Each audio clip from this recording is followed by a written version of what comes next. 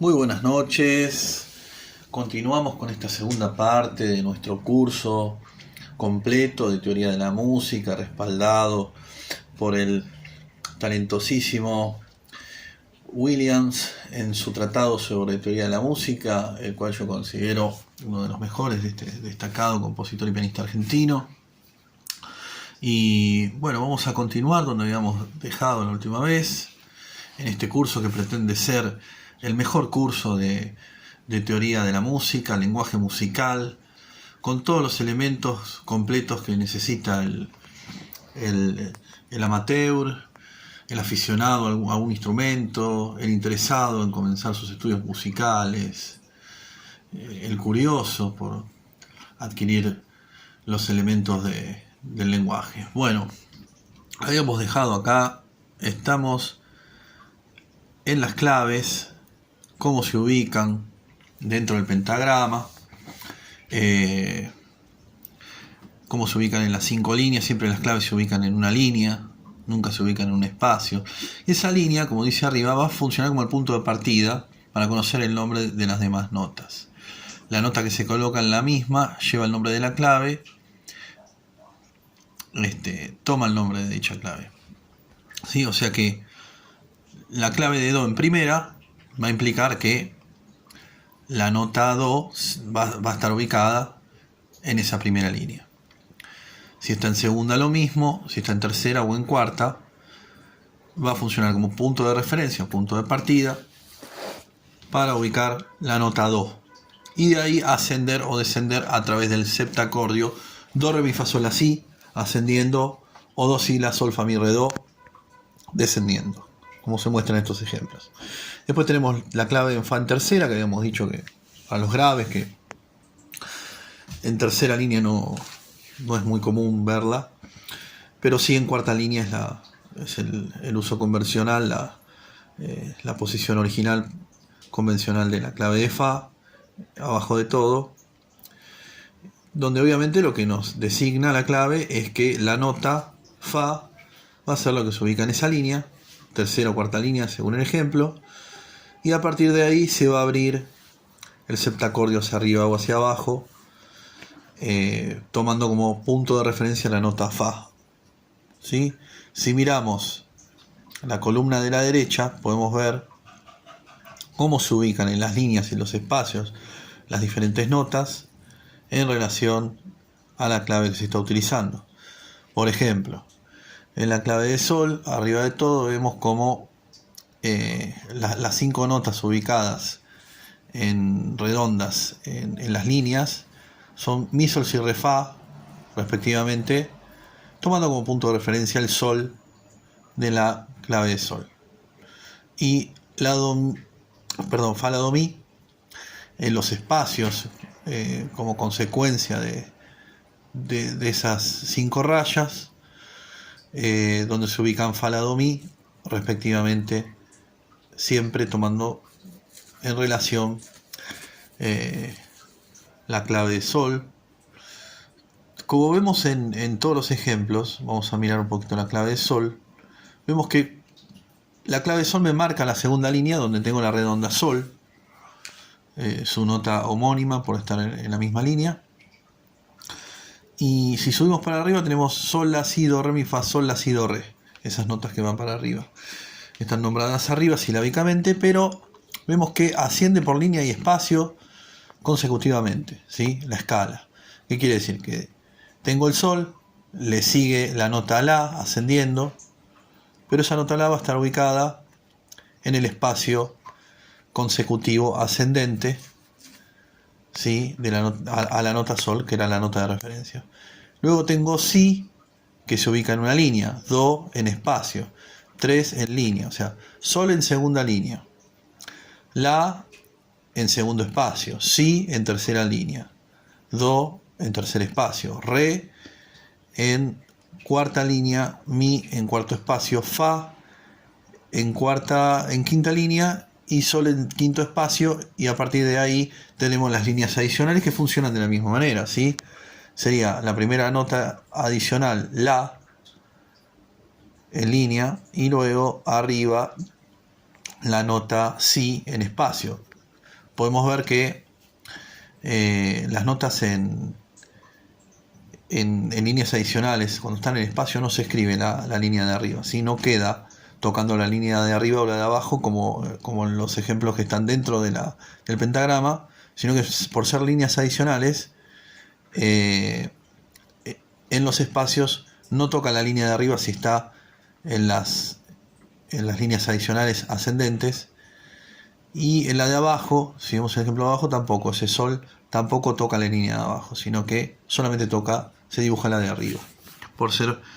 Este es una excepción al caso B, una excepción a las notas que se encuentran en el espacio, que cuando están en línea adicional se escribe solamente una de las dos líneas. En cambio, dentro del pentagrama va a tocar la superior y la inferior. Bueno, y acá tenemos los otros ejemplos en cada una de las claves, de las tres claves y sus distintas posiciones en las líneas. Bueno, vamos a continuar. Ahora vamos a ver de la ligadura y del puntillo y del doble puntillo, ¿sí? La ligadura o ligadura de prolongación es una línea curva que une dos notas del mismo sonido e indica que la segunda nota es la prolongación de la primera, ¿sí? Por ejemplo, acá en la clave de sol tenemos dos notas do, ¿sí? Que están ligadas, y por ser dos blancas que valen 2 tiempos cada una, se puede decir que es equivalente a una redonda que vale 4 tiempos. Abajo tenemos, dice, se puede ligar más de 2 notas del mismo sonido poniendo nuevas ligaduras de una nota a otra, ¿sí? Más notas, claro, podemos ligar 4 redondas, podemos ligar una blanca, ligada una negra, ligada una corchea. Sí, o sea, podemos utilizar muchas ligaduras consecutivas. El puntillo, el otro elemento que presentamos acá, aumenta la figura o silencio que le antecede la mitad de su valor. Por lo tanto, en este cuadro de valor de las figuras con puntillo tenemos la redonda con puntillo, que la redonda en su estado original vale 2 blancas, o sea, 2 tiempos cada una, que hacen a 4 tiempos, que es el valor de la redonda. Pero ahora la redonda va a sumar una mitad más, por lo tanto va a valer 3 blancas. Lo mismo va a pasar con la blanca con puntillo, que va a valer 3 negras, la negra con puntillo, que va a valer 3 corcheas, la corchea con puntillo, que va a valer 3 semicorcheas, y así cada valor con este puntillo que se coloca a la derecha de la cabeza de la figura, hace que se le agregue una mitad más, por lo tanto vale su valor original más su mitad, una mitad más. Se divide por 3, esta es la antesala de la división ternaria, que ya la vamos a encontrar. Bueno, en este cuadro del valor de los silencios con puntillo, tenemos que el silencio de redonda con puntillo vale un silencio de redonda y un silencio de blanca. O sea, el mismo criterio se aplica para los silencios, ¿sí? O las figuras que representan silencio o ausencia de sonido. Pasa lo mismo, pero no se utiliza la ligadura en los silencios, porque no vale la pena ligar el silencio al silencio. Eso es un fenómeno que sucede dentro de los sonidos, la duración de los sonidos audibles, de las vibraciones. Ligar el silencio a otro silencio, ¿qué sentido tiene? Si no va a haber ningún evento, nada que represente la unión de los dos silencios. Por eso es que los silencios no necesitan utilizar una ligadura de prolongación, como se ve en este caso. Está muy bien. Bueno, el doble puntillo aumenta la figura o silencio que le antecede las 3/4 partes de su valor, o sea que se agrega el valor original, su mitad y la mitad de la mitad, y todo esto se liga o se puede representar con la nota con puntillo, que es equivalente a la nota original ligada a la mitad de su valor, que a su vez se liga a la mitad de su valor, o al cuarto de su valor, como es en este caso la redonda con doble puntillo. Vale 3 blancas ligada a una negra, ¿sí? O sea, la redonda con doble puntillo vale su valor original más su mitad, que es la blanca, más el cuarto de su valor, que es la negra. Lo mismo pasa con la blanca con doble puntillo. Cabe destacar que el doble puntillo se utiliza o en música contemporánea, digamos, merece un uso realmente justificado dentro de las partituras de música. Por ejemplo, en la música de Bach muchas veces se representa el doble puntillo. Se utiliza el doble puntillo para representar los tiempos a la francesa, que ya los vamos a ver más adelante. Bueno, acá tenemos un cuadro de valor con los dobles puntillos relativo a los silencios. Abajo de todo pasa lo mismo. El silencio de redonda con doble puntillo pasa a valer el silencio de redonda original más su mitad, más la mitad de su mitad. O sea, un silencio de redonda más un silencio de negra, más un silencio de blanca, más un silencio de negra. Y como habíamos dicho, no vale la pena ligar el silencio al silencio. Por lo tanto, no se representa con ligaduras de prolongación como lo hacen los sonidos. O las figuras que representan sonidos. Continúa ese cuadro, arriba, ¿sí? Vemos cómo se va subdividiendo la figura a la mitad y aplicamos el doble puntillo y sucede el mismo criterio, ¿sí? Recordamos que a partir de la corchea se empiezan a agregar ganchillos, la semicorchea, la fusa, la semifusa, para representar el valor de su mitad, y lo mismo sucede a partir de la corchea en los silencios, ¿sí? Como vemos acá, un ganchillo, 2, 3, 4, ¿sí? Para representar la mitad del valor del silencio. Bueno, acá una de las cosas que tiene Williams, que yo había comentado en el video anterior, es que me parece extremadamente exhaustivo, extremadamente teórico, hasta llegar a veces a lo estrambótico, a lo absurdo, pero como estamos hablando de un libro de teoría, son teorizaciones, ¿sí? Que a muchas quizás no sean aplicables a la práctica musical, a la práctica común que utilizan los compositores.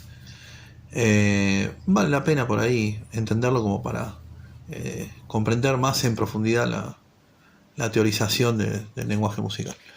Bueno, la redonda con triple puntillo va a ser, o sea, dos blancas, que es lo que vale la redonda, más su mitad, que es una blanca más la negra, que es el cuarto, más una corchea, que va a ser, digamos, la octava parte de la figura.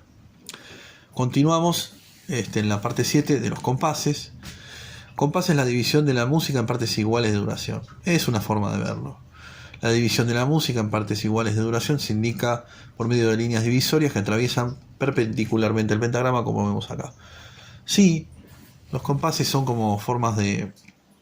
Bueno, sí, son divisiones iguales. Son como cajones todos iguales donde en todos va a entrar la misma cantidad. No me puedo ni pasar de la cantidad ni poner ni siquiera un poquito de menos. Siempre todos los compases deben representar, o en figuras, en sonidos o en silencios, la capacidad entera del compás, que va a ser siempre la misma, ¿sí? O sea, siempre van a ser partes iguales, las mismas partes iguales. El conjunto de los valores de notas o silencios comprendidos entre dos líneas divisorias forma un compás, ¿sí? El compás es lo que está dentro de dos líneas, dice. Cada compás contiene igual suma de valores, ¿sí?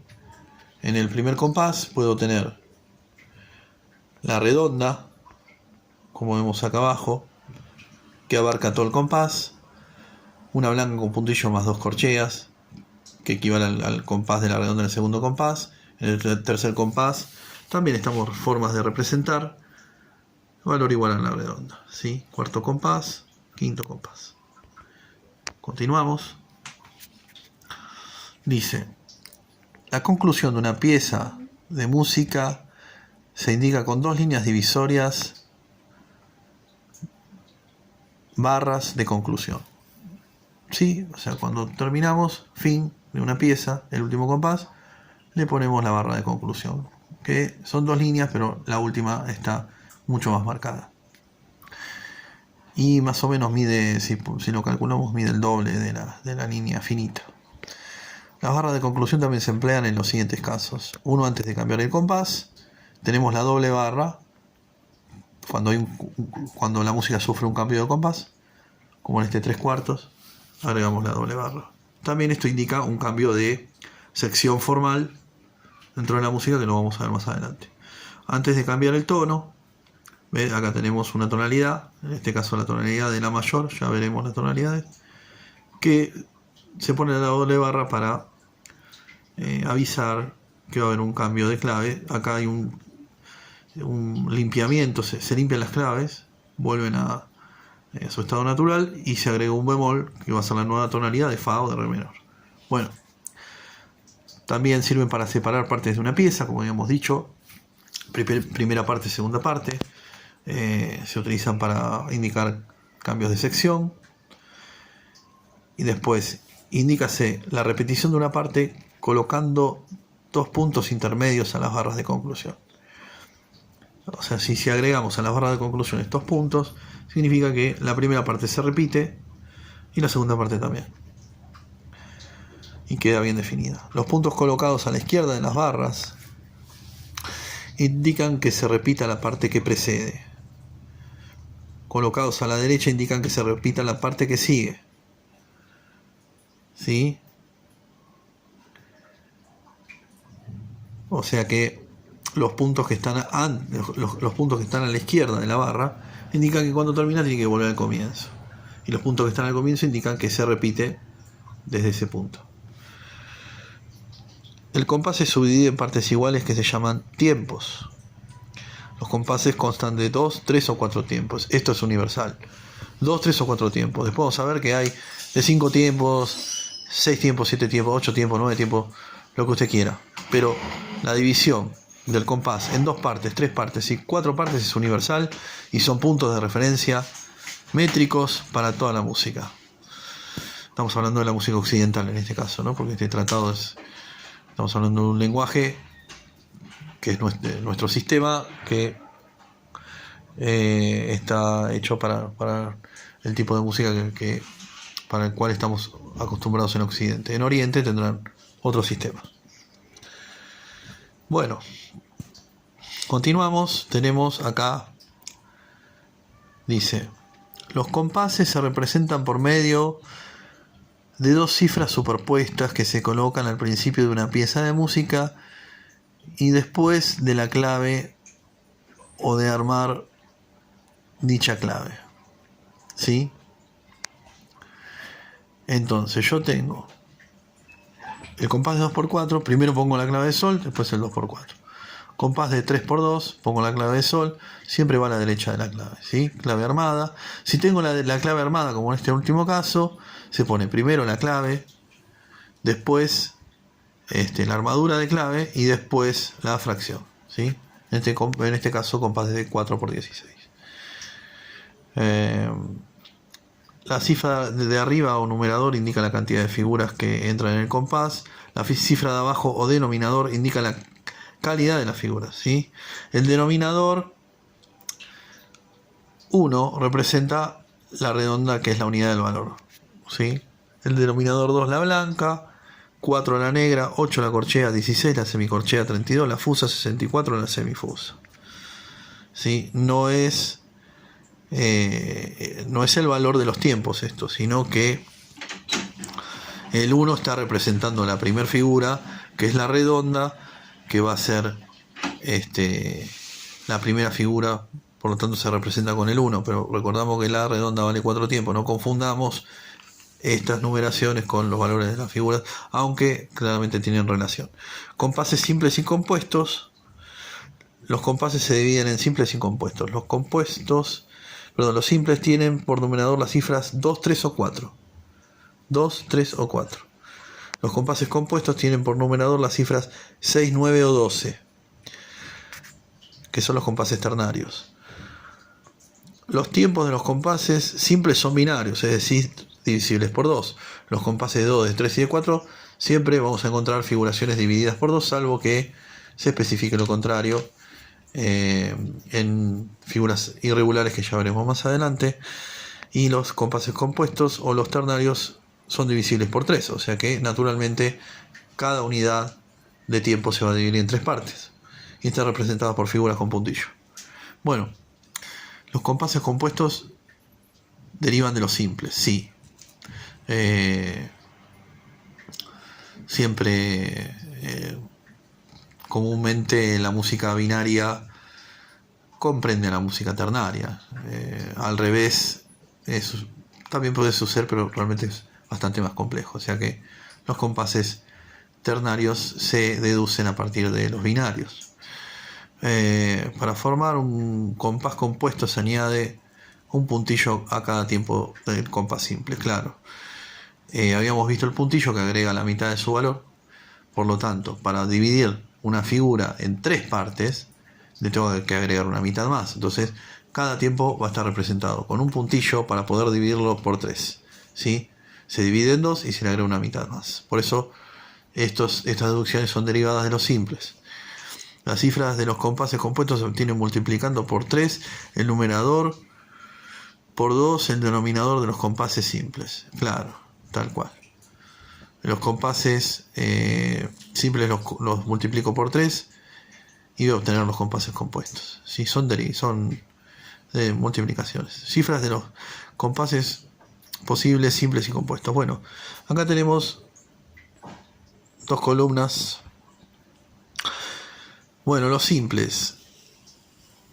Acá están todos los de 2, de 3 y de 4. Bueno, los más comunes que vamos a tener son los que están contando hacia abajo en el tercer lugar, ¿no? Que dice en la columna de la izquierda, en los simples, 2 cuartos, 3 cuartos y 4 cuartos. O sea, 2 negras, 3 negras, 4 negras. Y a la derecha, en ese mismo lugar, 6 octavos, 9 octavos, 2 octavos. 6 corcheas, 9 corcheas, 12 corcheas. ¿Por qué 6 corcheas?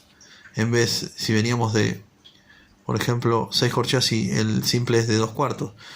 Porque vamos a contar la unidad como la negra con puntillo. O sea que la negra con puntillo se divide en 3 corcheas y 3 corcheas más 3 corcheas son 6 corcheas, como indica el compás de 6 octavos. Lo mismo con el de 9, lo mismo con el de 12 octavos. Va a ser la negra con puntillo, digamos, en este caso el pulso o la unidad que se va a subdividir en 3. Bueno, acá tenemos cuadro de los compases posibles, simples y complejos. Y compuestos, perdón. Vamos al ejemplo de arriba. Tenemos los compases simples binarios, redonda por tiempo. Miramos lo de arriba. Dice... No, vamos directamente a lo que nos interesa, que son los compases más comunes. El resto obviamente se deducen, ¿sí? Vamos acá, en el tercer ejemplo. Compases simples, tiempos binarios, negra por tiempo, ¿sí? Tenemos 2 cuartos, una negra por tiempo que se divide en 2 corcheas. Y en el de 6 octavos, una negra con puntillo por tiempo, por unidad, que se subdivide en 3 corcheas. Lo mismo pasa en el de 9, pero se agrega una negra, una unidad más. Y lo mismo pasa en el de el 3 cuartos y 9 octavos, ¿sí? Agregamos una unidad más. Lo mismo pasa en el de 4 cuartos o el de 12 octavos. Es lo mismo, pero se agrega una unidad más. Si nosotros vemos el resto de los ejemplos, obviamente nos va a servir para comprender la construcción de compases más complejos y algunos quizás inusitados, quizás que no son los más utilizados. Pero bueno, con la expansión de la música contemporánea todo es posible y se ha hecho una gran exploración de métrica, de utilizar compases teóricos, hasta llegar a situaciones que son realmente complejas y muy teorizadas, ¿no? Bueno, vamos a continuar. Bueno, se me ha acabado el material, así que vamos a continuar en el próximo video. Vamos a continuar con este curso completo de lenguaje musical, que pretende ser el mejor video, el mejor canal de relativo a la teoría de la música que no van a poder encontrar en ningún otro espacio. Así que bueno, si les gustó el video, suscríbanse a mi canal, compártanlo con un amigo, denle clic a la campanita, denle me gusta, y si alguno quisiera clases particulares, no dude en dejarme este pedido en sus comentarios. Les pido que comenten todo lo que quieran, porque va a ser muy enriquecedor para todos. Bueno, que tengan muy buenas noches.